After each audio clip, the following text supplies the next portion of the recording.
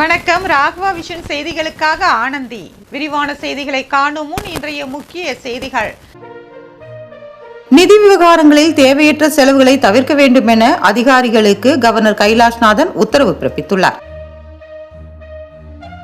புதுவை கோட்டக்குப்பத்தில் சடலத்துடன் பொதுமக்கள் மறியல் போராட்டத்தில் ஈடுபட்டதால் பதட்டம் ஏற்பட்டது. புதுச்சேரி காவல்துறை சார்பில் நடைபெற்ற மக்கள் மன்றம் நிகழ்ச்சியில் 23 புகார்களுக்கு உடனடி தீர்வு காணப்பட்டது. நிதி விவகாரங்களில் தேவையற்ற செலவுகளை தவிர்க்க வேண்டும் என அதிகாரிகளுக்கு கவர்னர் கைலாஷ்நாதன் உத்தரவு பிறப்பித்துள்ளார். கவர்னர் கைலாஷ்நாதன் அனைத்து துறை தலைவர்கள் மற்றும் துறை செயலர்களை அழைத்து துறை வாரியான பிரச்சனைகளை கேட்டறிந்தார். அப்போது பேசிய அவர், எந்த கொள்கை முடிவாக இருந்தாலும் துவக்கத்திலேயே தனது அனுமதி பெற வேண்டும் என்றும், நிதி விவகாரங்களில் தேவையற்ற செலவுகளை தவிர்க்க வேண்டும் என்றும், அதிகாரிகள் ஊழியர்கள் 3 ஆண்டிற்கு ஒரு முறை இடமாறுதல் உத்தரவை உடனடியாக செயல்படுத்த வேண்டும் என்றும், பதவி உயர்வு வேண்டாம் என ஒரே இடத்தில் இருப்பவர்களை கட்டாயம் இடமாற்றம் செய்ய வேண்டும் என்றும் கூறினார். இதேபோல பிராந்திய அளவிலான இடமாற்றங்களும் கட்டாயம் பின்பற்ற வேண்டும் என்றும், இந்த உத்தரவுகளை மீறுவோர் மீது கடுமையான நடவடிக்கை எடுக்கப்படும் என்றும் அவர் குறிப்பிட்டார். புதுவை கோட்டக்குப்பத்தில் சடலத்துடன் பொதுமக்கள் மறியல் போராட்டத்தில் ஈடுபட்டதால் பதட்டம் ஏற்பட்டது. புதுச்சேரி கோட்டக்குப்பம் நகராட்சியில் உள்ள நடுக்குப்பம் மீனவ கிராமத்திற்கும் அதன் அருகே வசிக்கும் ஆதிதிராவிட மக்களுக்கும் மயானம் தொடர்பாக பல ஆண்டுகளாக பிரச்சனை இருந்து வருகிறது. அந்த மயானத்தை ஆதிதிராவிட மக்கள் பயன்படுத்தலாம் என்று உச்சநீதிமன்றம் தீர்ப்பளித்ததுடன் அதிகாரிகளும் எந்த நடவடிக்கையும் எடுக்கவில்லை என்று கூறப்படுகிறது. அதிகாரிகளின் அலட்சியத்தால் இருதரப்பினருக்கும் இடையில் அடிக்கடி பிரச்சனை வருவது தொடர்கதையாகி வருகிறது. இந்நிலையில் கோட்டக்குப்பம் ஆதிதிராவிட மக்கள் பகுதியில் வசிக்கும் பூமலிங்கம் என்ற முதியவர் வயது மூப்பு காரணமாக உயிரிழந்தார். அவரது சடலத்தை உறவினர்கள் எடுத்துச் சென்ற நிலையில் மயானம் அருகே இருந்த நடுக்குப்பம் மீனவர்கள் தடுத்து நிறுத்தியதுடன் அவர்களை தாக்கியதாகவும் கூறப்படுகிறது. இதனால் ஆத்திரமடைந்த ஒட்டுமொத்த ஆதிதிராவிட மக்களும் பூமலிங்கத்தின் உடலுடன் ஈசிஆர் சாலை கோட்டக்குப்பம் ரவுண்டானா அருகே மறியல் போராட்டத்தில் ஈடுபட்டனர். திடீர் போராட்டத்தால் அங்கு போக்குவரத்து பாதிக்கப்பட்டது. இது குறித்து தகவல் அறிந்த விழுப்புரம் போலீசார் சம்பவ இடத்திற்கு வந்து அவர்களிடம் பேச்சுவார்த்தை நடத்தினர். ஆனால் பேச்சுவார்த்தை ஏற்காமல் நீதிமன்ற தீர்ப்பை பின்பற்றி மயானத்தை ஒப்படைக்க வேண்டும் என்று அவர்கள் வலியுறுத்தினர். இதனால் கிழக்கு கடற்கரை சாலையில் போக்குவரத்து முற்றிலுமாக தடைப்பட்டதுடன் சுமார் 5 கிலோமீட்டருக்கு வாகனங்கள் அணிவகுத்து நின்றன. 3 மணி நேர பேச்சுவார்த்தைக்கு பிறகு போராட்டம் கைவிடப்பட்டது. புதுச்சேரி காவல்துறை சார்பில் நடைபெற்ற மக்கள் மன்றம் நிகழ்ச்சியில் 23 புகார்களுக்கு உடனடி தீர்வு காணப்பட்டது. பொதுமக்களின் குறைகளுக்கு தீர்வு காண புதுச்சேரியில் உள்ள அனைத்து பிராந்தியங்களிலும் மக்கள் மன்றம் நிகழ்ச்சி நேற்று நடைபெற்றது. லாஸ்பேட்டை காவல் நிலையத்தில் முதுநிலை காவல் கண்காணிப்பாளர் கலைவாணன், காவல் கண்காணிப்பாளர் வம்சித ரெட்டி, ஆய்வாளர்கள் மற்றும் உதவி ஆய்வாளர்கள் பொதுமக்கள் புகார்களை பெற்று நடவடிக்கை எடுத்தனர். இதேபோல சைபர் கிரைம் காவல் நிலையத்தில் முதுநிலை காவல் கண்காணிப்பாளர் ராகவ், புதுச்சேரி போக்குவரத்து காவல் நிலையத்தில் முதுநிலை காவல் கண்காணிப்பாளர் திவ்யா, காவல் கண்காணிப்பாளர் ரக்ஷனா சிங், சோலைநகர் புறக்காவல் நிலையத்தில் காவல் கண்காணிப்பாளர் ஸ்ருதி எரகட்டி, காட்டேரிக்குப்பம் காவல் நிலையத்தில் காவல் கண்காணிப்பாளர் சுப்பிரமணியன், கரையாம்புத்தூர் புறக்காவல் நிலையத்தில் காவல் கண்காணிப்பாளர் ஜிந்தா கோதண்டராமன், காரைக்காலில் காவல் கண்காணிப்பாளர் பழனிவேல், டவுன் போக்குவரத்து காவல் நிலையத்தில் காவல் கண்காணிப்பாளர் சுபம் சுந்தர் கோஷ், ஏனாமில் காவல் கண்காணிப்பாளர் வரதராஜன் தலைமையிலும் போலீசார் பொதுமக்களிடம் குறைகளை கேட்டு நடவடிக்கை எடுத்தனர். மாகேவிலும் மக்கள் மன்றம் நடைபெற்றது. மக்கள் மன்ற நிகழ்ச்சியில் 28 பெண்கள் உட்பட 131 பேர் கலந்து கொண்டனர். இதில் பெறப்பட்ட 38 புகார்களில் 23 புகார்களுக்கு உடனடியாக தீர்வு காணப்பட்டது. புதுச்சேரி சட்டசபை தேர்தலில் பணியில் ஈடுபட்ட அதிகாரிகள் மற்றும் ஊழியர்களுக்கான சிறப்பு ஊதியம் 7.46 கோடியை விடுவித்து தேர்தல் துறை அரசாணை வெளியிட்டுள்ளது. தேர்தல் பணிகளில் முழுநேர அடிப்படையில் ஈடுபட்டு குறைந்தபட்சம் 81 நாட்கள் பணியாற்றிய அதிகாரிகள் மற்றும் ஊழியர்களுக்கு 1 மாத அடிப்படை ஊதியத்திற்கு இணையான சிறப்பு ஊதியம் வழங்கப்படும் என்று தெரிவிக்கப்பட்டுள்ளது. மேலும் குறுகிய கால தேர்தல் பணிகளில் ஈடுபட்ட துறை அதிகாரிகள், வாக்குச்சாவடி நிலைய அலுவலர்கள், தபால் ஓட்டு குழுவினர், கண்காணிப்பாளர்கள் உள்ளிட்டோருக்கும் நிர்ணயிக்கப்பட்ட அளவில் கௌரவ தொகை வழங்கப்பட உள்ளது. இத்திட்டத்திற்காக மொத்தம் 7,46,80,873 செலவினத்துக்கு கவர்னர் ஒப்புதல் அளித்துள்ளார். இதில் முதல் தவணையாக 7,62,802,813 ரூபாயும், இரண்டாம் தவணையாக 38,18,060 ரூபாயும் வழங்கப்பட உள்ளது. இந்த தொகை தேர்தல் துறை மூலம் அதிகாரிகள் மற்றும் ஊழியர்களின் வங்கி கணக்குகளில் நேரடியாக மின்னணு பரிமாற்றம் மூலம் செலுத்தப்பட உள்ளது. திருபுவனை தொகுதி சட்டமன்ற உறுப்பினர் அலுவலக திறப்பு விழா மதகடிப்பட்டில் நடைபெற்றது. புதுவை திருபுவனை தொகுதி சட்டமன்ற உறுப்பினர் அலுவலக திறப்பு விழா மதகடிப்பட்டு மேம்பாலம் 4 முனை சந்திப்பு அருகில் நடைபெற்றது. தமிழக வெற்றிக் கழக திருபுவனை தொகுதி நிர்வாகிகள் முன்னிலை வகித்தனர். விழாவிற்கு திருபுவனை தொகுதி தமிழக வெற்றிக் கழக சட்டமன்ற உறுப்பினர் சாய் சரவணகுமார் தலைமை தாங்கி சிறப்பு பூஜை செய்து குத்துவிளக்கேற்றி அலுவலகத்தை திறந்து வைத்தார். சட்டமன்ற உறுப்பினரின் துணைவியார் அன்னபிரபாவதி மற்றும் சாய் ஜே தியாகராஜன் ஆகியோர் வரவேற்புரையாற்றினர். தொடர்ந்து சட்டமன்ற உறுப்பினர் சாய் சரவணகுமார் தனது இருக்கையில் அமர்ந்து தொகுதி மக்களிடம் குறைகளை கேட்டறிந்தார். முன்னதாக விழாவிற்கு வந்த சட்டமன்ற உறுப்பினர் சாய் ஜே சரவணகுமார்விற்கு திருபுவனை தொகுதியை சேர்ந்த தமிழக வெற்றிக் கழக நிர்வாகிகள், தொண்டர்கள், பொதுமக்கள் சிறப்பு வரவேற்பு அளித்தனர். மதகடிப்பட்டு ஊரல்குட்டை பகுதியில் வசிக்கும் நரிக்குறவர் சமுதாய மக்கள் 100க்கும் மேற்பட்டோர் தங்கள் சமுதாய தலைவர்கள் தலைமையில் சட்டமன்ற உறுப்பினர் சாய் ஜே சரவணகுமாருக்கு பாசி மாலை மற்றும் பொன்னாடை அணிவித்து வாழ்த்து தெரிவித்தனர். நரிக்குறவர் சமுதாயத்தை சேர்ந்த சிறுவர்கள் நையாண்டி மேளத்துடன் குத்தாட்டம் போட்டது அனைவரையும் கவர்ந்தது.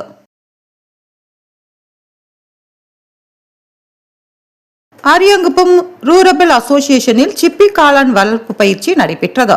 புதுச்சேரி ரூரபல் அசோசியேஷன் தொண்டு நிறுவனத்தில் சிப்பி காளான் வளர்ப்பு பயிற்சி நடைபெற்றது. இதில் புதுச்சேரி, கடலூர், விழுப்புரம் மாவட்டத்தில் இருந்தும் ஸ்ரீ மணக்குள விநாயகர் கல்லூரியில் இருந்தும் மாணவர்கள் கலந்து கொண்டு இயற்கை முறையில் காளான் வளர்ப்பு பற்றி அறிந்து கொண்டனர். இதில் கலந்து கொண்ட சுமார் 540 பேருக்கு ரூரபல் அசோசியேஷன் இயக்குனர் மற்றும் பயிற்சியாளர் பயிற்சி அளித்தார். பயிற்சி பெற்ற அனைவருக்கும் சான்றிதழ் வழங்கப்பட்டது.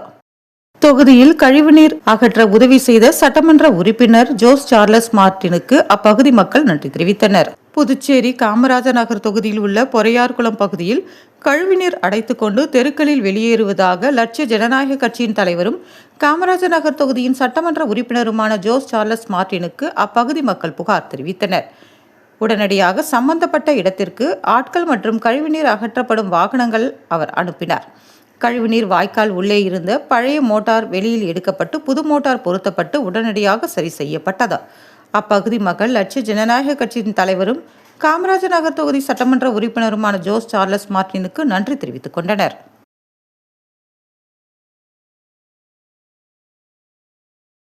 புதுச்சேரி கவிக்குயில் நகரில் நடைபெற்ற சிறப்பு முகாம் மற்றும் குறைதீர்ப்பு முகாமில் சட்டமன்ற உறுப்பினர் ஜோஸ் சார்லஸ் மார்டின் பங்கேற்றார். புதுச்சேரி காமராஜர் நகர் தொகுதிக்குட்பட்ட கவிக்குயில் நகரில் லட்சிய ஜனநாயக கட்சியின் தலைவரும் காமராஜர் நகர் தொகுதி சட்டமன்ற உறுப்பினருமான ஜோஸ் சார்லஸ் மார்டின் அறிவுறுத்தலின்படி மருத்துவ முகாம் மற்றும் குறைதீர்ப்பு முகாம் நடைபெற்றது.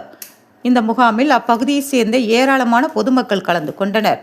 முகாமில் பொதுமக்களுக்கு இலவசமாக சர்க்கரை நோய் மற்றும் இரத்த அழுத்த பரிசோதனைகள் செய்யப்பட்டு மருத்துவர்களால் தேவையான மருத்துவ ஆலோசனைகள் வழங்கப்பட்டன.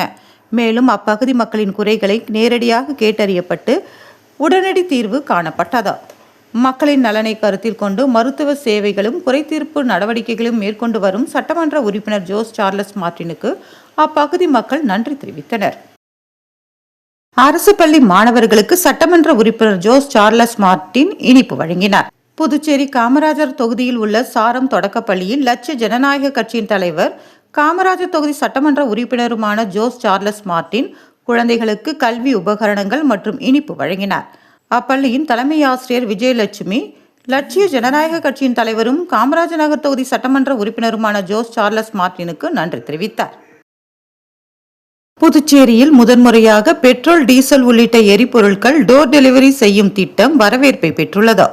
வழக்கமாக உணவுப் பொருட்கள் மற்றும் வீட்டு அலங்கார உபயோகப் பொருட்கள் தான் வீட்டிற்கு நேரடியாக சென்று விநியோகம் செய்வது நாம் அறிந்துள்ளோம். ஆனால் புதுச்சேரியில் முதன்முறையாக வீட்டிற்கே சென்று பெட்ரோல் மற்றும் டீசல் உள்ளிட்ட எரிபொருள் வழங்கும் திட்டம் அறிமுகப்படுத்தப்பட்டுள்ளது. அதாவது பெரிய வணிக நிறுவனங்கள், தொழிற்சாலைகள், மார்க்கெட் பகுதி, பள்ளி, கல்லூரிகள், அரசு அலுவலகங்கள், தனியார் நிறுவனங்கள் உள்ளிட்ட பல்வேறு இடங்களில் பயன்படுத்தப்படும் ஜெனரேட்டர்கள் உள்ளிட்டவை மற்றும் மீனவர்கள் பயன்படுத்தும் விசைப்படகுகள், கனரக வாகனங்கள் உள்ளிட்டவைகளுக்கு பெட்ரோல் மற்றும் டீசல் தேவைப்படும் போது அவர்கள் இருசக்கர வாகனத்தில் பெட்ரோல் பங்கிற்கு சென்று பாதுகாப்பு இல்லாமல் வாங்கி செல்கின்றனர். இதுபோன்ற சூழ்நிலையில் பொதுமக்கள் நலன் கருதி இந்தியன் ஆயில் நிறுவனம் சார்பில் மினி டேங்கர் லாரி மூலம் பெட்ரோல், டீசல் நிரப்பப்பட்டு டோர் டெலிவரி செய்யப்படுகிறது. அந்த மினி டேங்கர் லாரியில் சிறிய அளவில் பெட்ரோல் பம்ப் பொருத்தப்பட்டு வாடிக்கையாளர்களுக்கு விநியோகம் செய்யப்படுகிறது. இந்தியன் ஆயில் நிறுவனம் கொடுத்துள்ள தொலைபேசி எண்ணிற்கு தொடர்பு கொண்டு அழைத்தால் அடுத்த 10 நிமிடத்திற்குள் பெட்ரோல், டீசல் வீடு தேடி வரும். வாடிக்கையாளர்களும் அதனை ஈஸியாக பெற்றுக்கொள்ளலாம் என்று தெரிவிக்கப்பட்டுள்ளது. புதுச்சேரியில் முதன்முறையாக இந்த திட்டம் தொடங்கப்பட்டுள்ளதால் பொதுமக்கள் மற்றும் வியாபாரிகள், தொழில் நிறுவனங்களிடையே பெரும் வரவேற்பு கிடைத்துள்ளது. நள்ளிரவில் தெருவிளக்கு இல்லாததால் மின்கம்பத்தில் மோதிய சொகுசு கார் தலைக்குப்புற கவிழ்ந்து விபத்துக்குள்ளான சம்பவம் பரபரப்பை ஏற்படுத்தியுள்ளது. புதுவை அரியாங்குப்பம் காவல் நிலையம் அருகே நள்ளிரவில் தெருவிளக்குகள் எரியாததால் அப்பகுதியில் இருள் சூழ்ந்திருந்தது. இந்நிலையில் புதுச்சேரியை சேர்ந்த சொகுசு கார் ஒன்று கட்டுப்பாட்டை இழந்து சாலையோர மின்கம்பத்தில் மோதியது. மோதிய வேகத்தில் கார் தலைக்குப்புற கவிழ்ந்து விபத்துக்குள்ளானது. இந்த விபத்தில் காரில் பயணம் செய்தவர்களுக்கு பலத்த காயம் ஏற்பட்டுள்ளது. தகவல் அறிந்த போலீசார் மற்றும் மீட்பு படையினர் சம்பவ இடத்திற்கு விரைந்து சென்று காயமடைந்தவர்களை மீட்டு மருத்துவமனைக்கு அனுப்பி வைத்தனர். தெரு விளக்குகள் எரியாததே விபத்துக்கு காரணமா என்ற கோணத்தில் போலீசார் விசாரணை மேற்கொண்டு வருகின்றனர். இச்சம்பவம் புதுச்சேரியில் பெரும் பரபரப்பை ஏற்படுத்தியுள்ளது. கவிக்குயில் நகரில் வாய்க்காலை சுத்தம் செய்து அப்பிரச்சனைக்கு தீர்வு கண்ட சட்டமன்ற உறுப்பினருக்கு பாராட்டு தெரிவிக்கப்பட்டது. புதுச்சேரி காமராஜ் நகர் தொகுதிக்குட்பட்ட கவிக்குயில் நகரில் வீடுகள் அருகே செல்லும் வாய்க்காலில் குப்பைகள் மற்றும் மணல் அடைத்து கிடப்பதால் கழிவுநீர் சீராக செல்ல முடியாமல் பொதுமக்கள் அவதியடைந்தனர். இதுகுறித்து அப்பகுதி மக்கள் லட்சிய ஜனநாயக கட்சியின் தலைவர் ஜோஸ் சார்லஸ் மார்டினிடம் புகார் தெரிவித்தனர். புகாரை பெற்றுக்கொண்ட சட்டமன்ற உறுப்பினர் ஜோஸ் சார்லஸ் மார்டின் உடனே சம்பந்தப்பட்ட அதிகாரிகளுக்கு இது குறித்து தகவல் தெரிவித்தார். உடனே பணியாட்களை அனுப்பி நடவடிக்கை மேற்கொள்ள அறிவுறுத்தினார். அதன் பேரில் வாய்க்கால்களில் தேங்கியிருந்த குப்பைகள் மற்றும் மணல் அகற்றப்பட்டு சுத்தம் செய்யப்பட்டது. இதன் மூலம் கழிவுநீர் தடையின்றி செல்லும் வகையில் அப்பிரச்சனைக்கு உடனடியாக தீர்வு காணப்பட்டது. இதனையடுத்து சட்டமன்ற உறுப்பினருக்கு அப்பகுதி மக்கள் நன்றி தெரிவித்துக் கொண்டனர்.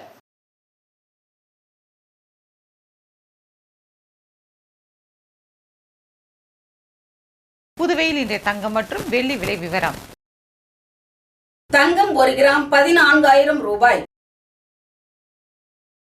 1 சவரன் தங்கம் 1,12,000 ரூபாய். 10 கிராம் வெள்ளி 2,640 ரூபாய். மீண்டும் இன்றைய முக்கிய செய்திகள். நிதி விவகாரங்களில் தேவையற்ற செலவுகளை தவிர்க்க வேண்டும் என அதிகாரிகளுக்கு கவர்னர் கைலாஷ்நாதன் உத்தரவு பிறப்பித்துள்ளார். புதுவை கோட்டக்குப்பத்தில் சடலத்துடன் பொதுமக்கள் மறியல் போராட்டத்தில் ஈடுபட்டதால் பதட்டம் ஏற்பட்டது. புதுச்சேரி காவல்துறை சார்பில் நடைபெற்ற மக்கள் மன்றம் நிகழ்ச்சியில் 23 புகார்களுக்கு உடனடி தீர்வு காணப்பட்டது.